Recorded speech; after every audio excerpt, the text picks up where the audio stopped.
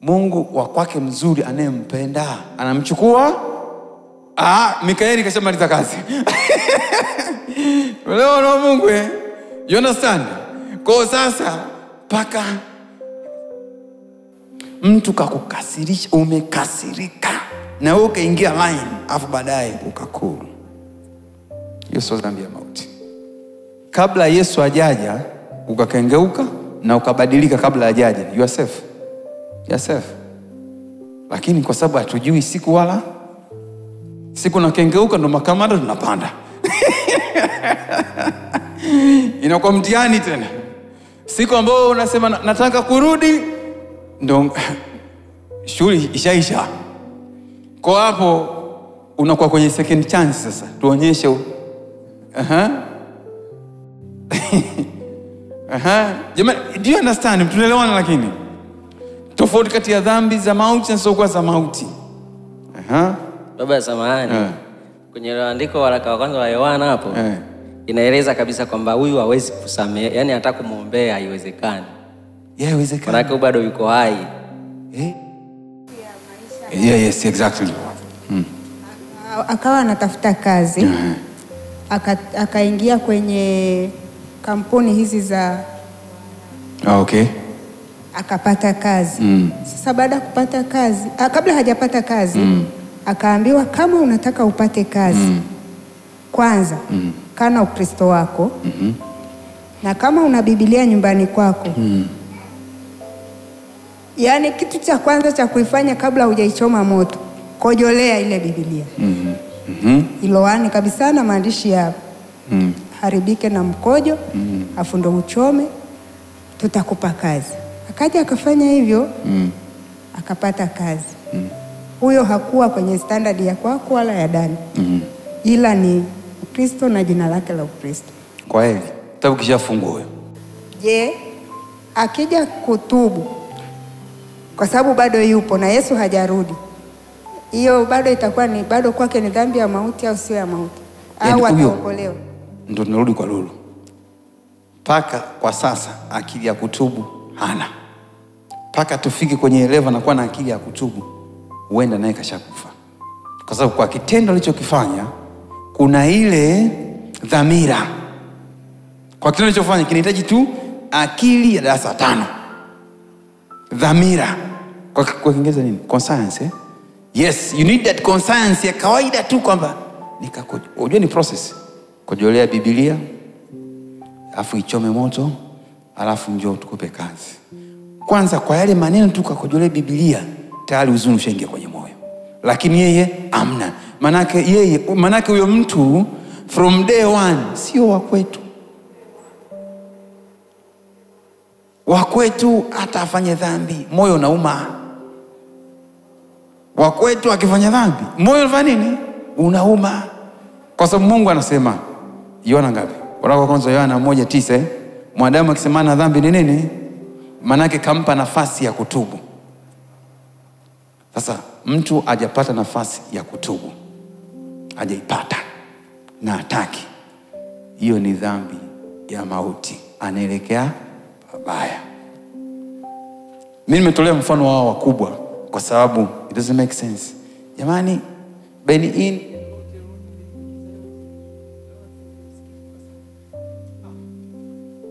kwanza mimi I can't waste my time kumwombea. Siwezi nikapoteza muda. Shetani hausiki, kafanya maksudi. Na inatudhihirisha kwamba toka day 1 kwa kwetu. Mimi naona Mungu ndio maana ukuta alivyopata shida kwenye ndoa yake akataka kumchukua mwingine. Wale wakubwa wa Marekani wote wakamuita, wakamwambia, kama Biblia ulikuwa unahubiri dunia nzima kuheshimisha Marekani inakuruhusu kwenda kumchukua mke mwingine, nenda. Kwa nini alifika mbali? Akapata maono. Akamwambia nini? Kuoa kwa mara ya pili sina shida na wewe, lakini kaa ukijua ukioa mke mwingine unaenda motoni. Gombo likarudi upya. Tukamwanza kumuona kamanda yuko mtani tena, yuko Ghana, yuko wapi. Kwa kwenye huduma mke akarudi mwenyewe. You see that? Manake ni wa kwetu. kuna hiyo dhamira kwamba huyu mtu atatubu, kuna kitu kinamuumiza, ndio there's something wrong, lakini there's pain inside. Sasa mtu hakuna hata maumivu hata tone, huyo sio wa kutoka day one. Tumeona na Mungu dhambi ya mauti ndio hizo. Na aliyemkufuru Roho Mtakatifu mpaka sasa Shetani. Tumeona na Mungu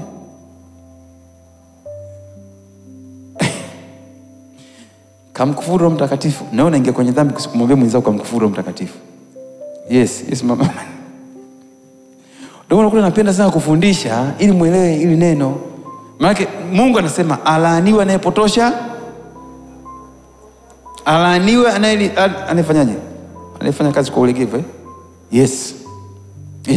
Sasa tumsikize mtumishi. Yaani hapo kusisitiza ni kwamba huyu mtu anakuwa anaijua kweli.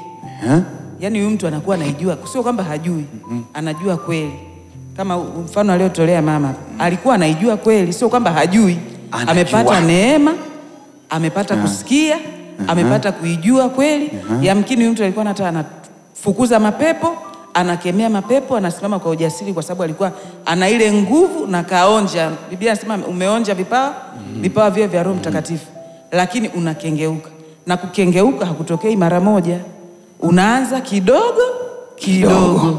Shetani anakunongoneza kidogo, na Roho Mtakatifu hapo anakunongoneza kidogo. Mnaenda kidogo, mwishoni mnakubaliana na nani huyu mwingine? Na shingwenga mkuu. Kwa hiyo inaenda hivyo. Ndio maana pastor anasema huyo mtu usihangaike naye. Don't waste your time. Kwa sababu anajua anachokifanya. Amen. Mfano mzuri. Petro alipoteza muda kuomba toba kwa Anania. Alivyomwona alisemaje?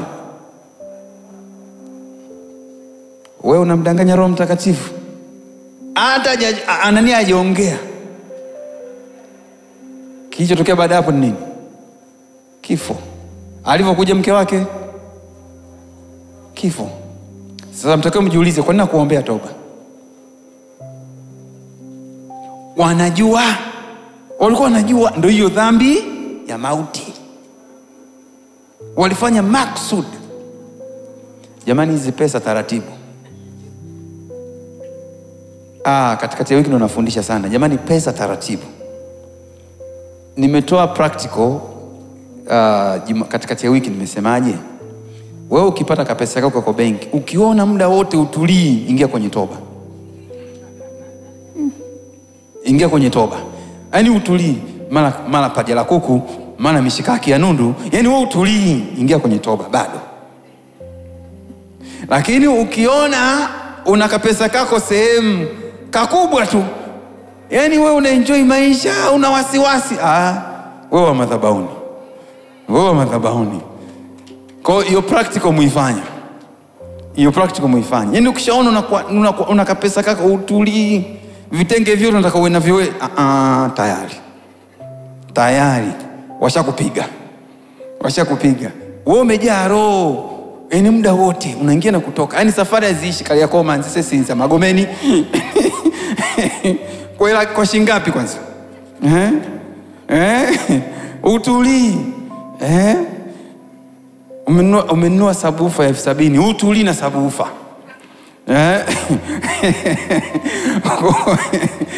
Wana wa Mungu, watch out. I'm telling you, kwa sababu Mungu ana taratibu zake. Sasa usije ukaingia kwenye dhambi za mauti. Ndio na Mungu Najua wengine auto translations hizi Biblia ndogo mnazozitumia nao kwa kipindi hicho walikuwa hawajajaa roho vizuri. Lakini haya Biblia makubwa haya ndio ametoa good translation, kwa sababu wanawajua makamanda. Kwa mfano hao, hii ya kwangu hii walioandika hii walikuwa 100 na watu wameokoka. Walichimbia mahali. Mbona wa Mungu Mungu vitu vizuri vina gharama. So ndio wanasema kwa hizo Biblia kama zao unazotumia ni expensive Bibles, very expensive. Nazipenda kwa sababu nahitaji kusoma sana. Tumeona wa Mungu Kwa hiyo dhambi ya mauti sio ya mauti, imeeleweka eh?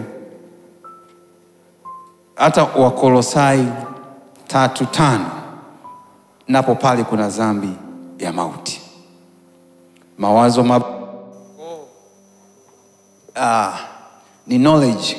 Wenzetu Western Ulaya wanapenda kusoma, ila huku kwetu Afrika kuna mambo ambayo hayako vizuri kidogo. Sawa eh?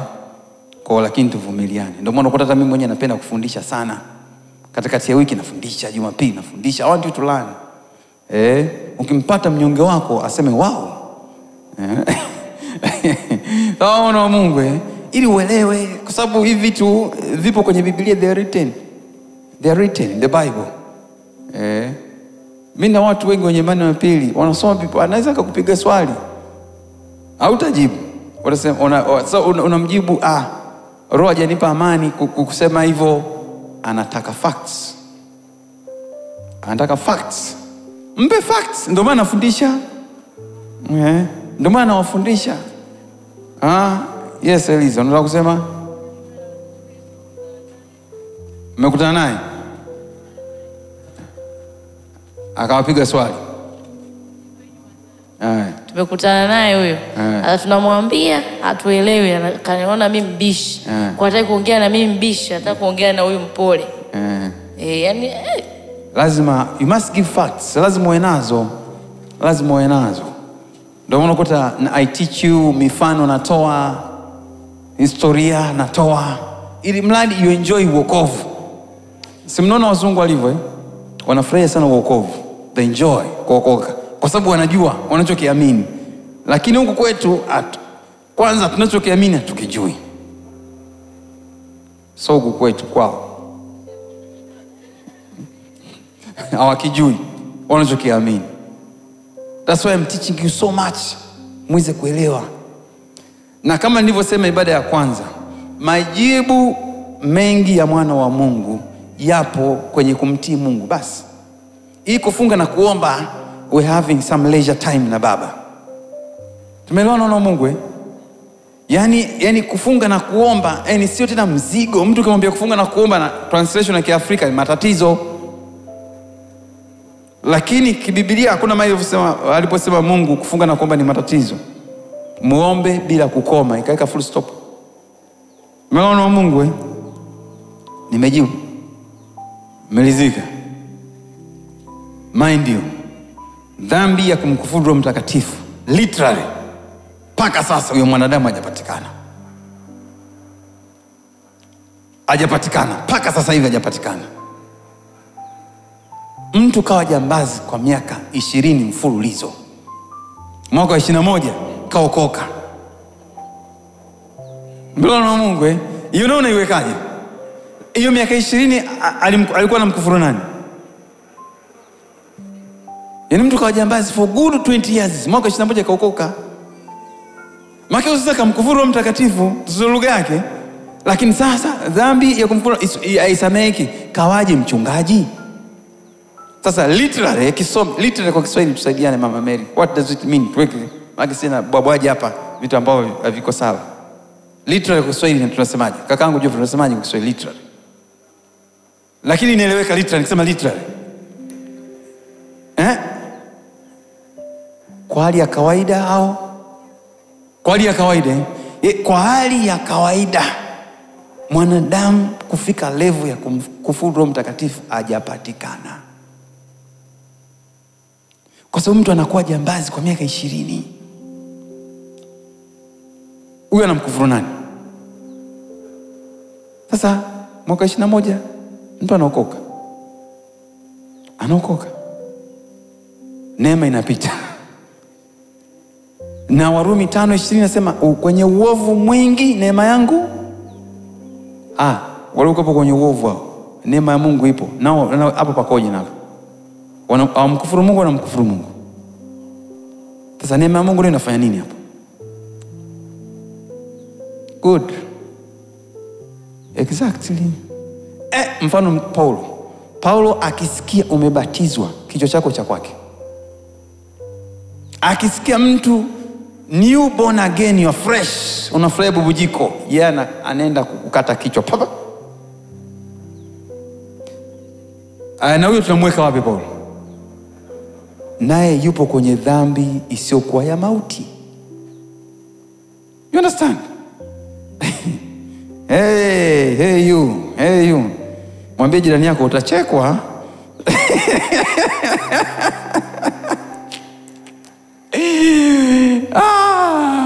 Wana wa Mungu. Ndio maana napenda kufundisha.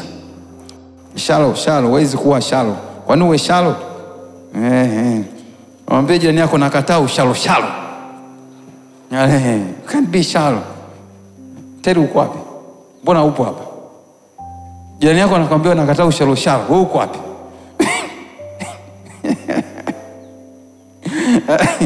Kwa jamani, don't be shallow.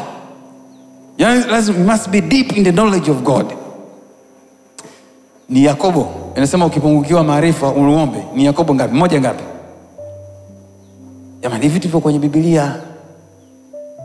Ukipungukiwa 1:5 tusomee. Lakini mtu wa kwenu akipungukiwa na hekima, na aombe dua kwa Mungu. Na aombe awapae wote. Omba kwa ukarimu, wala hakimei, naye atapewa. Yaani wewe ukishajiona uko shallow, ingia kwenye maombi. Mungu si utaki ushalo. Sasa mwana wa Mungu, tumeisha wapi kwanza tulipokuwa? Ama kamanda na dhambi za kufa zisizokufa. Tumeisha wapi? Tumeisha wapi? Introduction. Mna swali lingine kwa sababu kaenda mkaibuka na swali lingine. Yapo.